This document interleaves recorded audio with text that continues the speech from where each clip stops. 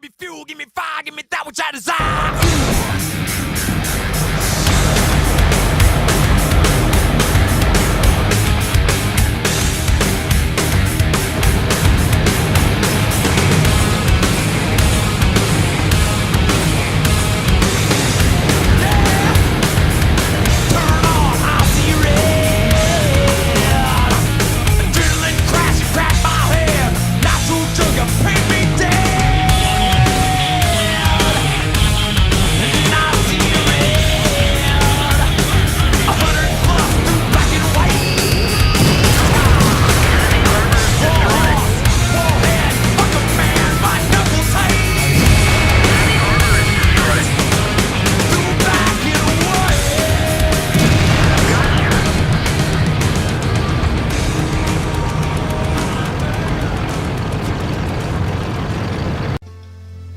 Good morning, folks. Hope you're all having a great weekend. Welcome to another episode of World of Tanks with Scout. Today what I wanted to show you was a couple of videos about not giving up and not throwing away your tank just because you're in a bad situation. I think we've all been in those games where either you're tiered well and your team blows and you end up all by yourself trying to fight 4 or 5 tanks, or you're at the bottom of the tier stack, out tiered by 2 tiers, and you go into the game kind of knowing already that there's not a whole lot you can do to affect the outcome of the game, and that's a frustrating situation. I can distinctly remember several games where I was in this KV1 right here, and the game was, 14 tier 7 tanks and me. There was even a game in my IS3 where it was, I want to say it was 10 tier 10 tanks per side, 4 tier 9 tanks, and then me and my IS3. And on the other side, they also had an IS3, and we were both looking at each other like, what? Since when does the IS3 count as a scout tank? But what you have to keep in mind is that as long as you keep your gun in play, as long as you keep your tank in play, you can accomplish something. Especially when people aren't really looking for you because you're at the bottom of the tier. Or when people get overconfident because they think they've got you cornered and surrounded and they're not paying attention to how they're angling their tanks. It's often one shot that can make the difference. And so I just want to share a couple of videos with you that where the battle really wasn't going well for me, and yet somehow I managed to pull it out. And not only did I pull it out, but I got a pretty cool medal for it too. So without further ado, let's take a look at the videos. So here we are in the KV1, not in a platoon this time. Got tiered fairly well. It's a tier 5 game. There's 4 tier heavies on each side. And we're on Siegfried Line, which is a map that I tend to do well on. So at least initially, it appears to be a pretty good game. Granted, we do have the Excelsior as one of our tier 5 heavies. Not a real big fan of that tank, but you can't complain. I don't want to see people's names. We like tanks. And what I'm doing now is I'm moving up to the south side of town, but ensuring that I use buildings as cover as much as I can. Really unlikely that I would be engaged this far south, but I've always thought that it's a good thing to practice good habits no matter what. What I want to do is go into town at about the F7 square, which gives me a couple of different routes to go in. And basically, yeah, I'm using the team as meat shields to go in first and make first contact so that I can determine where's the best place to commit my KV1. Panzer 3-4 already calling for help. There's a Churchill. You see he's engaging the Type T-34, so I'm going to move up. Fortunately, the tracks eat that shot and the second one as well. And my first shot bounces. I think it went a little low and hit his hull. The second one doesn't, goes right into his turret. We haven't taken any damage yet. Fortunately, the tracks ate all of his shots. And I'm moving up because I want to chase the Churchill, but then I see the heavy tanks to my left. And my concern is that they will come outside of town right here and then come in behind me if I chase the Churchill. Type T-34 there, looks like put a shot into that trail KV-1. So I'm moving in to follow them because I want to try to get in behind them and kill these two KV-1s, because if I can kill them, I really think that the game is in hand.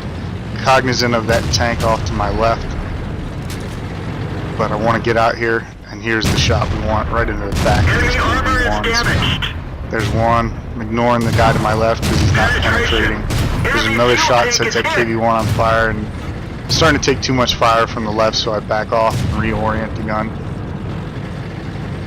Pretty sure that was the T-28 shooting me, but it may have been the KV-1 with a 57mm IS-4 gun as opposed to an 85mm. Let's go around here. We're going to go around the left side and try to come in behind them.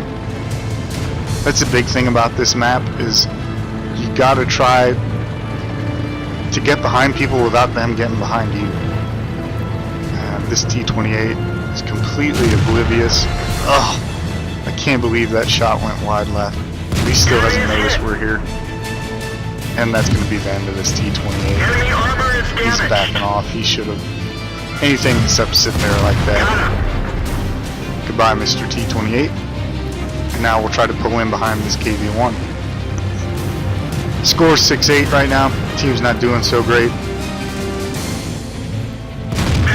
Hello, Mr. KV-1. Wish he would have stayed tracked a little bit longer. Take a shot from a T-49. He's out there outside of town to my left. So we'll pull up, try to finish this KV-1. Come on, come on, come on, come on, come on. No. Artillery gets him before we could get there. AT-2, I want to put shots into his flank, but somebody behind me, so I fixed the tracks. Try to get this pig turned around. M7 puts another shot into our flank. I think the track ate that one as well. You can tell by the mini-map he's trying to back off. I'm going to go run him down. Whoa! He rams right into us. We put a shot into him. Not the greatest decision he ever made, and oh my god, we actually get set on fire by that M7 before he dies, and you can see it does a tremendous amount of damage to the tank. Takes out the fuel tank, takes out the gunner. Either the ram or a shot took out our tracks. The radio's damaged. Just a tremendous amount of damage done by that M7 before he dies, unbelievably. And right now it's 11-all. And I'm the only heavy tank left, but unfortunately I'm at 23 hit points. So I'm going to go out here and try to finish this T-49. He just took a monster hit from somebody. Probably our M4, who I think is using the derp gun. And then, if it wasn't the M4 that shot him the first time, the M4 finishes him. So that leaves them with 2 medium tanks and their artillery. And somebody's on our base. There's the artillery. It looks like the M4 is going after him. You see the Hetzer's damaged. He's already taken a shot. The PZ4 is even worse shape. So it looks like it falls to us with our 23 hit points to go try and reset the flag. Their M4 just killed our Panzer IV. So I'm going to follow this Hetzer for a little bit and try to back him up in the event he runs into that Panzer IV. Or that M4, I'm sorry. Oh, there's the M4. He kept going this way.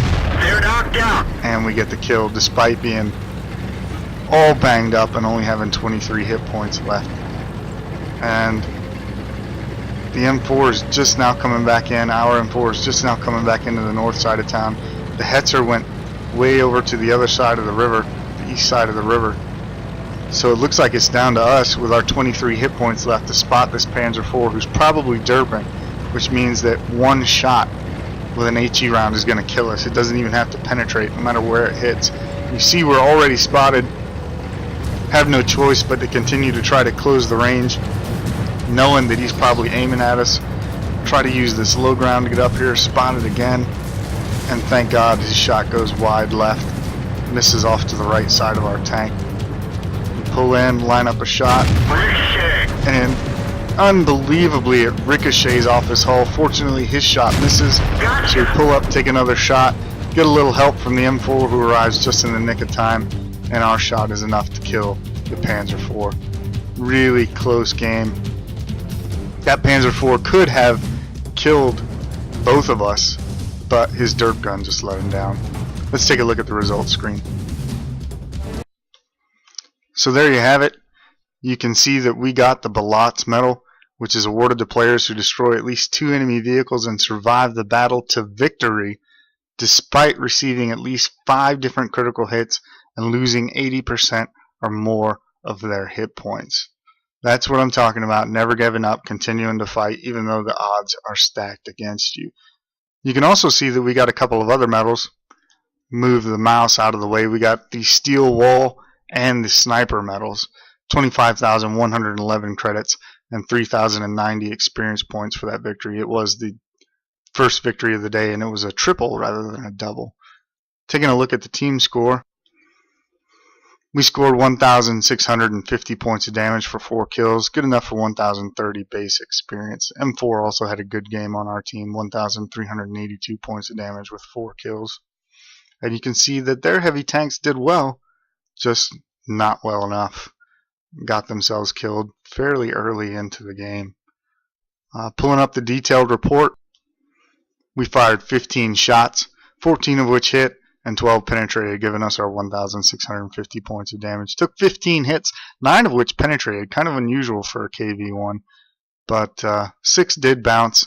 Total potential damage received of 1,305. Only spotted 1 tank, but we did damage 8 and destroy 4. And brought home, after repairs and everything else, 10,589 credits. So pretty great result in the KV-1. I enjoyed that game, but you know what? I got an even better one for you that again shows why you should never ever give up. Let's take a look. So here we are in the KV-3 on Kamaran in a tier 8 game. Not real excited about this, gotta tell you, because there are a lot of scary tier 8 tanks out there. There's the 110, the T-32, and the T-34, all of which will be problematic for me to penetrate from the front. The Pershing, even the Pershing as a medium tank with this gun, if you can get his hull, yeah, it'll penetrate him fairly reliably, but if it drifts high into the turret and starts hitting that gun mantle, then it's going to get sketchy. To say nothing of the fact that the Pershing will circle us and eat us alive. And then obviously the tier 8 tank destroyers are going to be really problematic to penetrate from the front, especially the T-28 prototype. And I know a lot of people are saying, Scout, what are you complaining about? It's only a tier 8 game and you're in a tier 7 heavy. And you've got that 122, which is the stock gun on a lot of tier 8 tanks and the best gun on the IS-6. And all of that's true, but what I don't have is the hit points of a tier 8 heavy. What I don't have is the armor of a tier 8 heavy. So effectively I'm like a big slow medium tank, and that tends to result in you being a target, and that's why I'm always leery when I'm out tiered in a heavy tank. I wanted to stop back there in that tree line, but I saw the KV-1S and the IS moving up, and then I saw the Stuart. I thought he was going to go up and scout, and I was like, I can't leave these guys out there by themselves hanging. I'm a heavy tank. We've got some tank destroyers behind us. Let's move up and see what we can get done here. I saw that shot hit the house in front of me, and there's the 110. And you'll notice that I am not firing because I'm fairly certain that we were looking at that 110 through the window in that house. And I'm not banking on this gun scoring a hit at this range in a shot like that. And I really don't want to give my position away. I did take a shot at that T-32 because until he pivoted, you saw him pivot right before that round hit. I thought I had a decent chance of penetrating. The other thing is you see there are bushes in front of me and I'm in a bush. So I'm really hoping that because of the angle, he couldn't see me when I fired. That's why I took that shot, but you don't see me firing at the 110. I'm kind of afraid that if I fire at the 110, he'll see me. I'm looking at the armor penetration indicator turning green, and I'm really thinking about it. I know I have to hit the lower glacis so that 110 to even have a chance to penetrate. And again, I don't trust this gun at this range. And you can see that shot is indeed through the window of the house. So I'm not willing to reveal my position just to take a sketchy shot.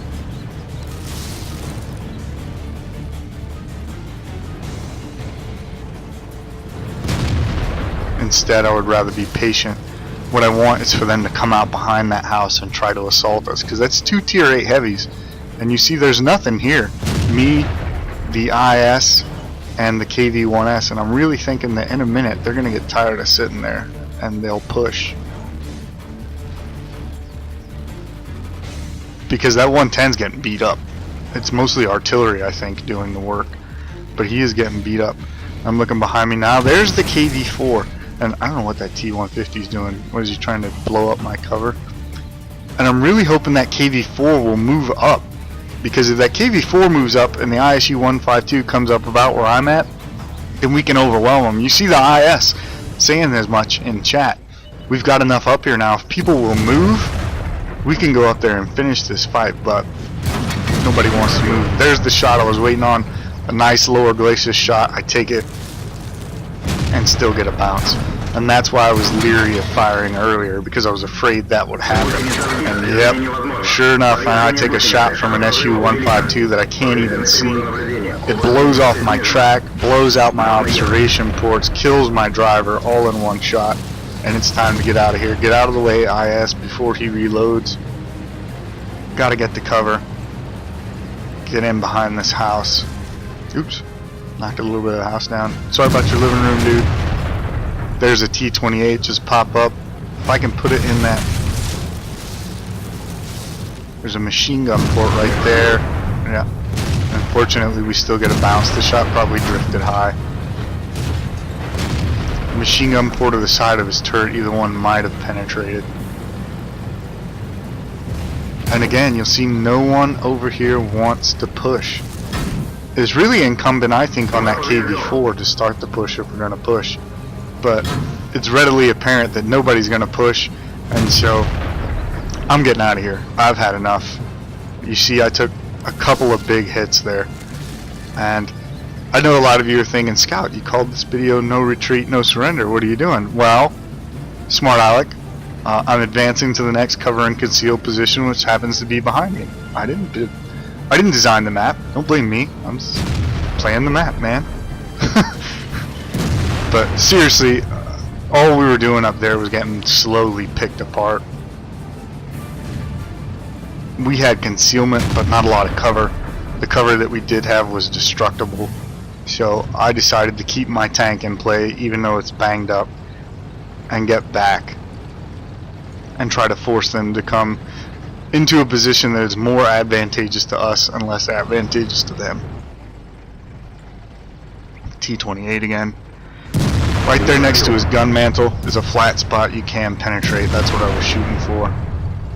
Fortunately, the ISU-152 obliterates that T-28 prototype, and that is a lot of worry off my back. The score's 3-5 right now. Not going real great for our team, but we're in a good position now. There's a great shot on that AMX AC-48. Spins him all the way around when it takes his tracks, and it penetrates and does damage. Now we're looking for either a flank shot or up high on those cupolas he has. Another penetration for 400 and some damage. And there I take a shot from the Pershing, and it kills my driver again. Injures my driver again, I should say. And this time I don't have a repair kit. I can't get my driver back up. A repair kit? My driver's a cyborg. A first aid kit is obviously what I meant, and I can't get my driver back up. So we'll pull back further into the bushes. Now we've got bushes in front of us, and what I'm hoping is some of these other tanks will spot, and when I fire, the bushes in front of me will conceal my tank. But looking around, I'm starting to realize I'm the most forward tank. So I'm gonna, if anybody's gonna get a spot, I'm gonna have to move up and do it myself because they're all behind me. and I don't think they can see through the bushes. Sitting here in this position, what concerns me is that bush to my right. You see me starting to pan over now, and I'm thinking, because I can't see through that bush, so what will happen is there could be someone advancing on the other side of that bush. I can't see them. When they get to that bush in the same way that I'm behind this one, we'll proxy spot each other at point blank range, and that won't be good. I don't know what that T-30 was doing, but we'll take the flank shot, thank you very much, and get a kill on the T-32. And that's what I'm talking about, keeping your gun in play. Yeah, he was probably dead anyway, but who knows what he might have done while you're waiting on these other tanks, heavy tanks and tank destroyers to reload. And again, don't know what that 110 was doing, engaging the T-34 out on the island it looks like, but we'll take the flank shot for the kill. And that's 2 kills, because we were patient, we played tactically, and kept our tank, and more importantly the gun, in play, rather than just staying up there and getting obliterated in a bad situation.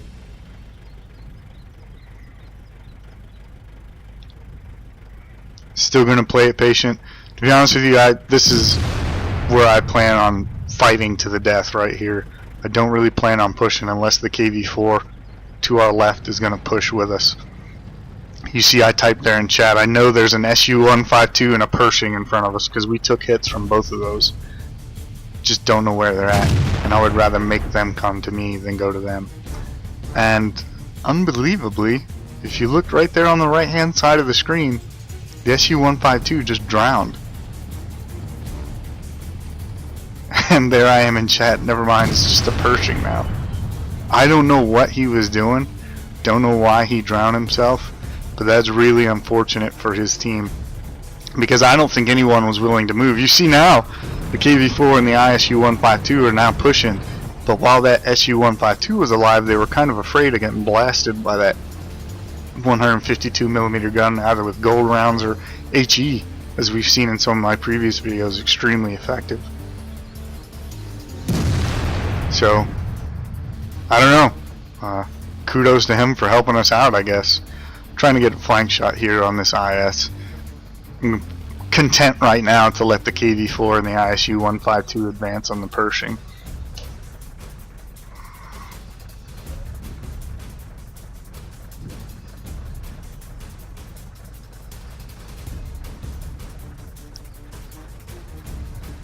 The other team is saying report their T-34, which means he's either AFK or doing something that they disapprove of.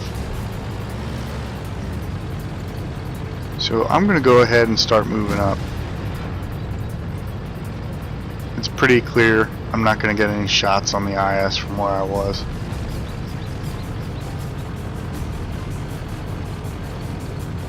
There's the drowned SU-152.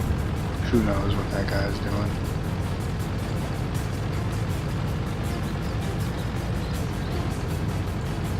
Thanks for going for a swim though, dude. Making our life a little easier. Score's now 9-8. We've managed to pull ahead by a tank.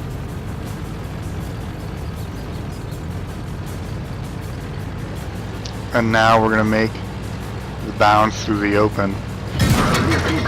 And I knew it. ISU-152, KV-4, all these tanks here, the Pershing takes a shot at me through the window. And that takes us down to 22 health and destroys our observation devices again. And here I'm telling the KV-4 and the ISU, go. He's quite obviously looking at me, he wants a kill. Go, get up there and kill him.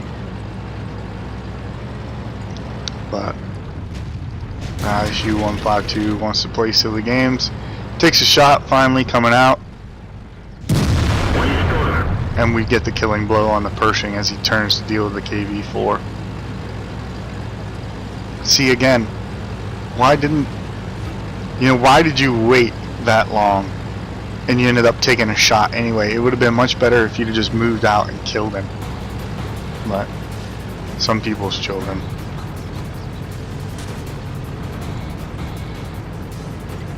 So now that's 3 kills that we've gotten in this beat up tank. Just imagine how differently this game could have been if we had just given up. Here's the T-34. Looks like he's AFK. His gun's down. Fully depressed. He's not moving. Didn't react to that bounce.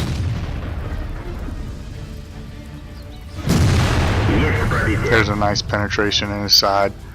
Kind of surprised the first one bounced.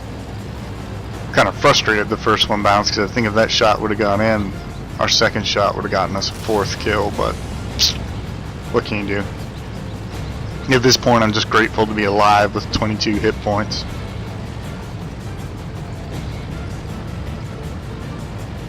And the only enemy tanks remaining are their artillery, the FV-3 Fighting Vehicle 304, and the Hellcat.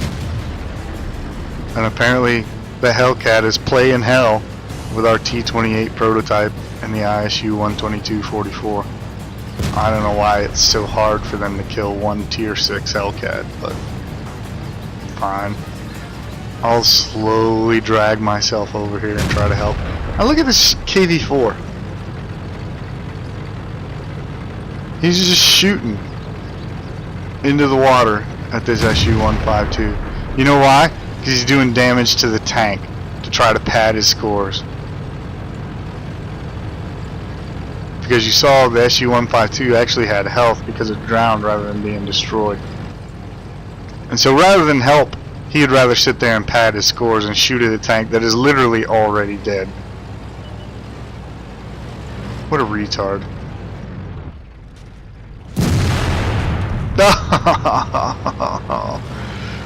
Oh, would have been nice if that shot would have hit. And look at the KV-4. What are you doing, KV-3? I'm the guy that's killing stuff, unlike you, Mr. Top Tier Tank, who's accomplished nothing all game. And he finally gets a kill on the FV-304, a tier, what is that, tier 5 artillery, tier 6? Talk about a useless top tier tank. But let's take a look at the results screen. And there you have it. 31,752 credits, 4,040 experience points for that victory. Now granted, that was a first victory of the day, times 5 because it was during the most recent Veterans Day weekend.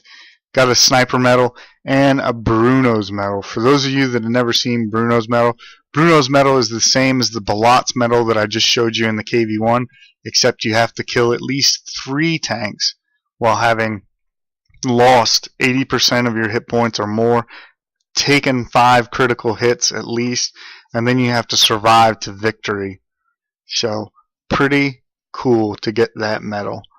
If we look at the team score, you see that despite being in a very tier 8 game, we actually came in second for damage done with 2,120 points of damage and actually scored more kills than, anyone else on the team, which nets us 808 experience points, good enough for second in terms of experience gained as well.